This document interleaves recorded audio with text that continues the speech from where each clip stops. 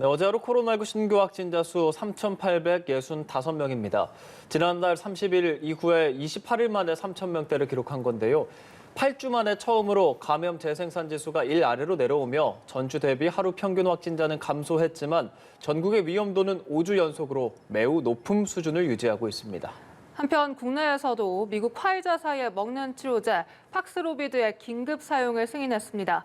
관련 내용들 이재갑 한림대 강남 성심병원 감염내과 교수와 함께 짚어보겠습니다. 어서 오십시오. 네, 안녕하세요. 네, 교수님 한 달여 만에 이 3,000명대라는 숫자를 보는 것 같습니다. 네. 어제는 4,000명대, 이렇게 하루 만에 1,000명대가 이렇게 빠졌는데 어떻게 보십니까? 사실 뭐 주말 효과가 남아 있는 상황이기는 하지만, 그러니까 지금 주말 효과여도 지난 주말에 비해서 한 1,000명에서 1,500명 정도 감소를 했긴 했거든요. 그래서 네. 일단 18일부터 시작되는 사회적 거리두기가 효과를 보이는 것 같고요. 국민들께서도 동참해 주시면서 일단은 유행 규모 자체는 안정화를 보이고 있는 것 같습니다. 다만 중증 환자 계속 이제 남아 있는 이유는 이미 지난주 확진자가 너무 많았었기 때문에 그때 발생하는 중증 환자가 보통 시차를 두고 1, 2주 있다 발생을 하게 되기 때문에 지금 중증 환자는 아마도 그때의 상황이라서 중증 환자는 앞으로 1, 2주 정도는 더 늘어날 가능성이 높아 보입니다. 네, 이 말씀하신 대로 이 중증 환자는 1, 2주 정도 더 늘어날 거라고 예상을 하셨는데 실제로 오늘 발표된 이 중증 환자 수가 역대 두 번째로 많은 규모고 8일째 1,000명대를 보이고 있습니다. 이런 가운데 이 감염 재생산 지수는 0.98로 1 미만으로 내려왔거든요. 네. 이 지표들 다 좀 종합적으로 분석을 해주신다면요. 네, 일단은 이제 중환자 병상 가동률이 떨어진 거는 중환자 수가 준 게 아니라 지금 병상을 계속 확충하고 있는 상황이어서 중환자실 가동률이 약간 감소하는 걸 보이고 있고요. 일단 감염 재생산 지수는 지난주에 비해서 확진자 숫자가 줄어들게 되면 일단은 이제 그 감염 재생산 수가 줄어들 수밖에 없습니다. 근데 어쨌든 이 추세로 가게 된다 그러면 이번 주에 이제 보통 수요일, 목요일, 금요일 확진자가 그 주에 이제 그 확진자 규모를 알 수 있는데 그 규모도 이제 좀 이제 가라앉지 않을까 생각이 되고요. 그래서 이제 정부 차원에서는 이번 주에 거리두기와 관련돼 있는 부분을 평가할 텐데 아마 내일하고 모레 확진자 규모를 보고 앞으로 이제 다음 주부터 시작될 거리두기에 대해서 어떻게 할지 고민을 하게 될 것 같습니다. 네. 이 남아공에서 처음 오미크론이 발병하고 지금 한 달 사이에 전 세계 코로나 확진자가 34% 증가했다는 보도가 있더라고요.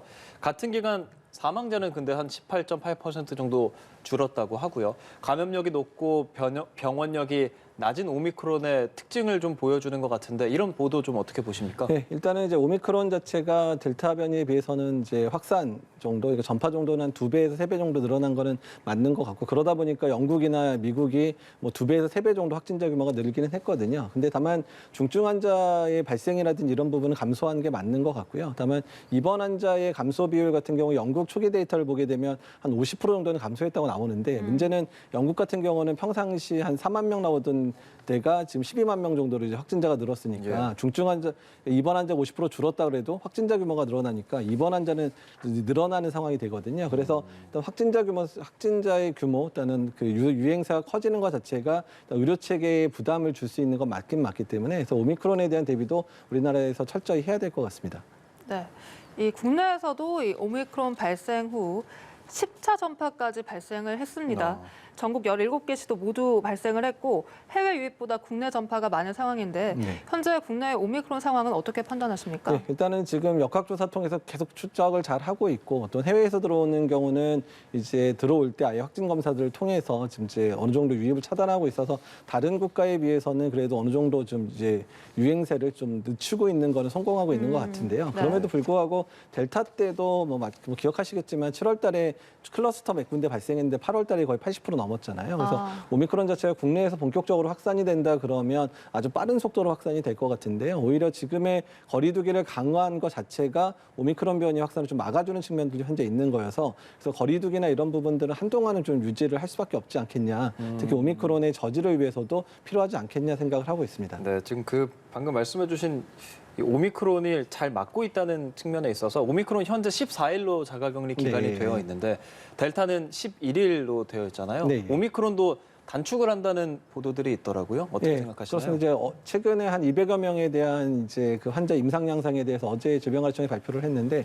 일단은 이제 바이러스의 배출 기간 또는 바이러스 양성 기간을 확인했더니 델타 변이와 크게 차이는 없더라라고 얘기를 해서 현재 아마도 이제 조만간에 이제 그런 이제 전문가 회의를 통해서 이제 격리 기간을 10일로 단축하는 건 아마 승인이 될 것 같기는 하고요. 다만 어제 이제 의미 있는 내용들이 발표된 거는 초기에 바이러스 배양 양성률이 매우 높다. 그래서 네. 그만큼 이제 바이러스의 초기 확산이 매우 빠를 수 있다라는 부분들도 확인이 됐기 때문에 그래서 초기에 이제 오미크론 환자를 얼마나 빨리 진단하고 격리하느냐가 앞으로 오미크론의 확산을 막는 데 상당히 중요할 것 같다는 생각이 듭니다. 오늘 아침 미국 질병예방통제센터에서 자가격리 기간을 5일로 단축한다는 기사도 있더라고요. 이 부분에 대해서는 어떻게 보십니까? 그러니까 지금 이제 전체는 아니고 무증상 감염자에 대해서 5일로 단축하겠다 그러는데요. 이제 지금 방금 전에 뉴스에도 보셨지만 그 뭐 항공사 그러니까 사회 필수 요원들 같은 사람들이 감염이 돼가지고 지금 이제 뭐 비행기가 안 뜬다든지 병원이 이제 운영에 문제를 생긴다든지 이런 문제들이 계속 발생을 하다 보니까 지금 일종의 고육지책으로 나온 아닌 같기는 합니다. 어쨌든 이 부분에 있어서는 5일까지 단축시키는 거는 국내에서는 좀 어려울 거로 생각은 네. 드는데 다만 뭐 7일로 단축한다든지 그러니까 무증상자에 대해서 이제 그 격리 기간을 단축하는 부분에 대해서는 정부 차원에서도 본격적으로 논의를 해야 될 것 같고 그래야 오미크론 변이가 실제 유입됐었을 때 특히 예. 의료진 감염이나 이런 경우에 의료진 감염이 너무 많이 되면 병원 운영 자체가 힘들어질 수 있기 때문에 그런 부분들도 고민을 해야 될 때가 된 거는 같습니다. 네. 그리고 이번 주 금요일에 정부가 이 강화된 거리두기 연장 여부를 발표를 합니다. 근데 앞서 교수님께서도 이 델타 변이 때도 뭐 네. 클러스터처럼 발생을 했다가 확 퍼졌다 이렇게 말씀해 주셨는데 그럼 오미크론 변수를 감안했을 때 연장을 해야 된다고 보십니까? 예, 일단 저는 뭐 개인적인 생각은 이번 거리두기는 이번 2주 정도는 반드시 연장이 돼야 된다고 보고 있고요. 네. 일단은 첫 번째는 현재 중환자실의 가동률이 많이 떨어지지 않았기 때문에 일단 중환자의 의료체가 안정될 때까지는 좀 더 거리두기를 안정시킬 필요가 있고 두 번째는 말씀드린 대로 이제 오미크론 변이의 확산을 저지하기 위해서는 일단 국내 유행세 자체가 가라앉아 있어야 오미크론 자체가 국내에서 이제 더 우세종이 되는 시기를 이제 조금 더 지연시킬 수 있거든요. 이제 그런 의미에서도 거리두기 2주 정도는 반드시 연장을 해야 되고요. 다만 거리두기 2주 연장하고 나서 그 2주 이후에 우리가 거리두기 지침을 어떻게 할 건가에 대한 고민들을 2주 사이 열심히 해서 안정적으로 어떻게 이제 이 안정세를 유지할 건지에 대한 고민들이 필요할 거라 생각을 하고 있습니다. 2주 뒤에 대략 한 어느 정도의 확산세가 좀 막아져야 완화가 될 수 있다고 보십니까? 이제 두 가지 변수인데요. 그러니까 유행 규모 자체도 중요한데 일단 중환자 의료 체계가 안정돼야 되는 거 첫 번째 요건. 두 번째는 오미크론 자체가 얼마나 우리나라 내에 확산이 되느냐인데 만약 오미크론의 유입이 지연이 되면 아주 단계적으로 서서히 이제 거리두기를 완화할 수 있겠지만 오미크론이 이제 한 1, 2주 내에 우세종으로 만약에 변하기 시작하면 네. 유행세가 다시 커질 수 있거든요. 그렇게 되면 2주 이후에도 이제 본격적인 완화 국면을 맞이하기는 어려울 수도 있겠다는 생각을 하고 있습니다.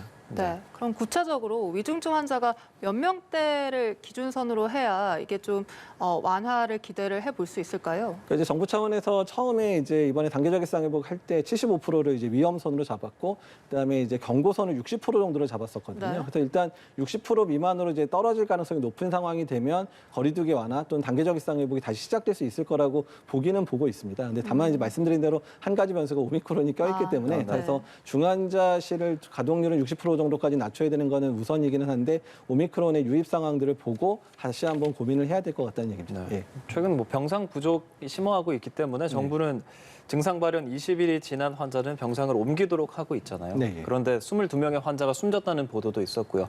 비판의 목소리도 공존하고 있는 상황에서 해외에도 이렇게 뭐 병상 부족 문제나 이런 20일이라는 기준도 같이 통용이 되고 있나요? 그러니까 사실 이제 미국 CDC 기준을 우리나라가 차용한 부분이거든요. 그러니까 중환자라도 증상 발현 20일이면 바이러스 배출이나 전파 가능성이 낮으니까 일단은 이제 격리 해제가 가능하다고 했는데 우리나라 내에서 적용하기는 미국 같은 경우는 되게 병상 1인실로 돼 있기 때문에 그분이 격리 해제가 돼도 1인실에서 중환자 치료를 받죠. 근데 우리나라 같은 경우는 코로나 병동에 있는 중환자 격리 해제가 되면 일반 중환자의 다인실 구조의 중환자실에 들어가서 치료를 받다 보니까 미국과 우리나라의 병상 차이가 있어서 우리나라 내에서는 좀 신중해야 될 필요가 사실 있고 또한 환자가 지금 이제 중환자실을 많이 줄여서 코로나 환자를 보다 보니까 일반 중환자실 거의 전쟁 수준이거든요. 그러니까 수술 환자도 나와야 되고 다른 중환자도 와야 되다 보니까 거기에 병실을 뺄 수 없는 그런 문제들도 있어서 여러 가지 문제들이 좀 상충돼 있는 부분이라 그러니까 한국적인 상황들을 고려해서 조금 조정을 하고 현장하고의 소통을 좀 했었어야 되는데 그런 부분이 안 된 부분은 매우 아쉽다고 생각이 듭니다. 네. 그리고 내년 2월부터 실시될 예정이던 이 청소년 방역 패스 조정안 발표가 늦어지고 있습니다. 교수님께서도 이 간담회를 많이 다녀보셔서 알 텐데 학부모들이나 학생들이 이 어느 정도 예측 가능성이 있어야 되지 않겠습니까?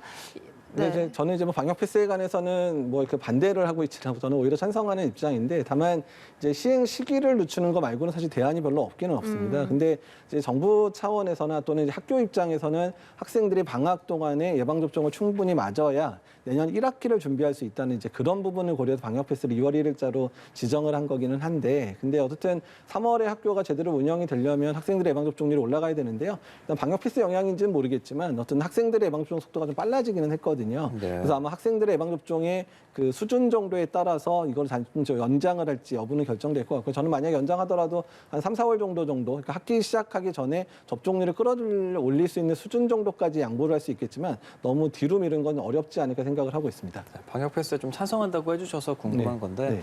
부작용에 대한 우려라든지 뭐 스터디 카페, 학원 뭐 이런 방역 패스 문제들이 좀 있잖아요. 이 네. 부분에 대해서는 어떻게 생각하세요? 예, 일단 이상 반응에 관해서는 정부 차원에서 확실하게 이상 반응에 인과관계가 있는 건 보상을 해야 되는 건 당연히 맞고요. 그다음에 다만 이상 반응의 이제 여부나 이런 부분들에 있어서 문제가 되는 부분에 대한 이제 전향적인 이제 그런 정책들은 필요한데 어떤 청소년에서도 지금까지 벌써 200만 넘게 지금 우리나라 또 전 세계적으로는 2,500만 넘게 이제 청소년들이 접종을 했고 어느 정도 안전성에 대한 부분들은 증명이 된 상황이라 네. 가지고요. 그러니까 오히려 학원이라든지 스터디 카페나 이런 데서 아이들이 감염되게 한다기보다는 그 예방 접종률을 높여서 그런 곳에 아이들이 가더라도 크게 문제가 없게 되는 상황을 만드는 게 맞겠다는 생각을 저는 하고 있습니다. 예. 네, 이 먹는 코로나19 치료제 얘기를 좀 해보겠습니다.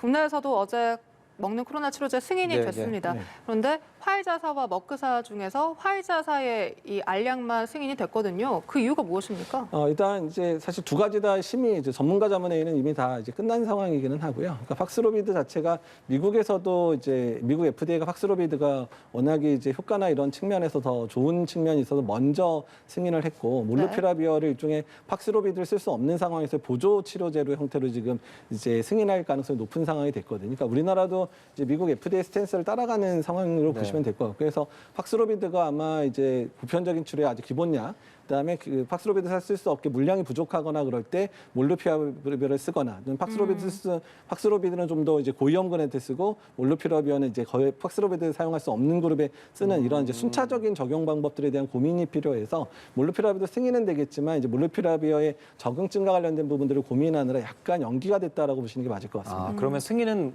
어느 정도 날 거라고 예상을 하시는 네, 건가요? 그러니까 승인하도록 전문가에서 이미 자문을 한 상황이고요. 네. 다만 이제 팍스로비드와 몰루피라비어의 이제 포지션이라고 그러거든요. 약을 어떻게 쓸지, 우선순위를 어떻게 할지에 대한 이제 회의들이 이제 질병관리청 식약처에서 계속 이루어지고 있어서 그게 마무리가 되면 몰루피라비어도 승인이 될 거라 예상을 하고 있습니다.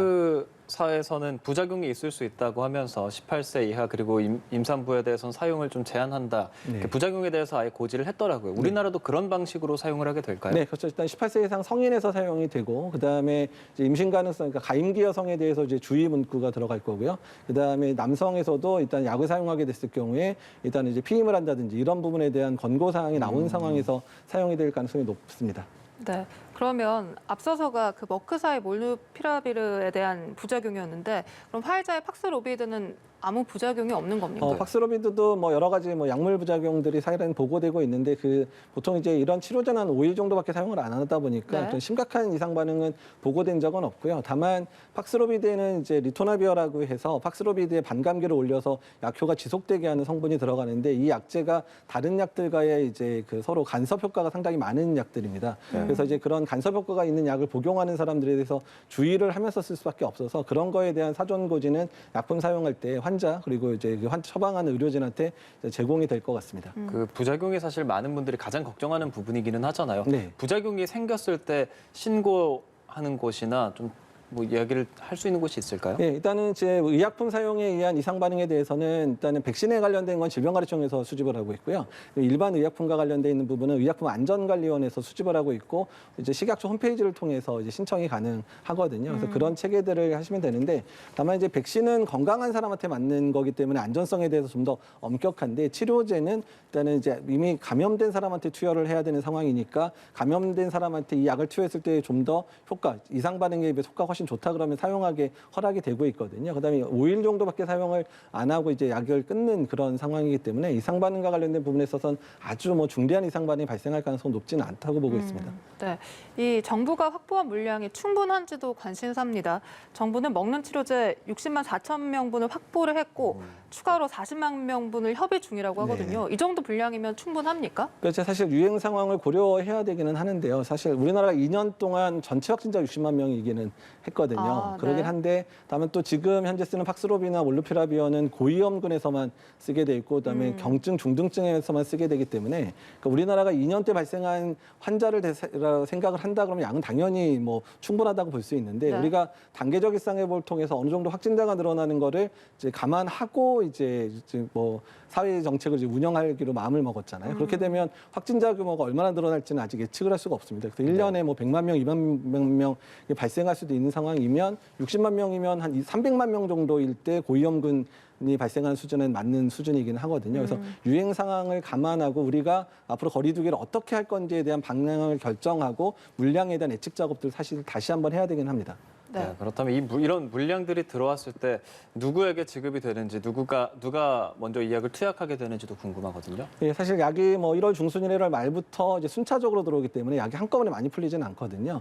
그래서 아마 초기, 그러니까 약물에 약이 들어오는 물량에 따라서 그리고 이제 고위험군에서 투약이 되다 보니까 그래서 뭐 이제 처음에는 이제 좀 더 연세가 많으신 분들이라든지 기저질환이 많은 분한테부터 일부 투약을 시작해서 약이 충분히 공급되면 그 약을 투여하는 대상을 조금씩 넓혀가는 방식으로 투약될 가능성이 높아 보이기는 해서 그 부분들이 사실 짜는 부분들이 상당히 좀 복잡할 수 있어서 이 부분에 대한 고민을 지금 질병관리청이나 전문가들이 좀 함께 시작을 한 상황입니다. 네, 그렇군요. 이렇게 먹는 코로나19 치료제가 들어오면 오미크론에도 효과가 있을까요? 예, 일단 이제 먹는 치료제 같은 경우는 기전 자체가 이제 보통 오미크론 변이가 일어나는 데가 스파이크 단백질, 돌기 단백질에서 발생을 하는데 이런 거는 효소 억제라든지 유전적 변형을 통해서 하다 보니까 실제적으로 지금 변이가 일어나는데 부위하고 상관없는 부위에 작용을 하고 있어서 오미크론에서 충분히 효과를 볼 거라고 예상을 하고 있습니다. 그렇군요. 이 먹는 치료제가 게임 체인저가 될까?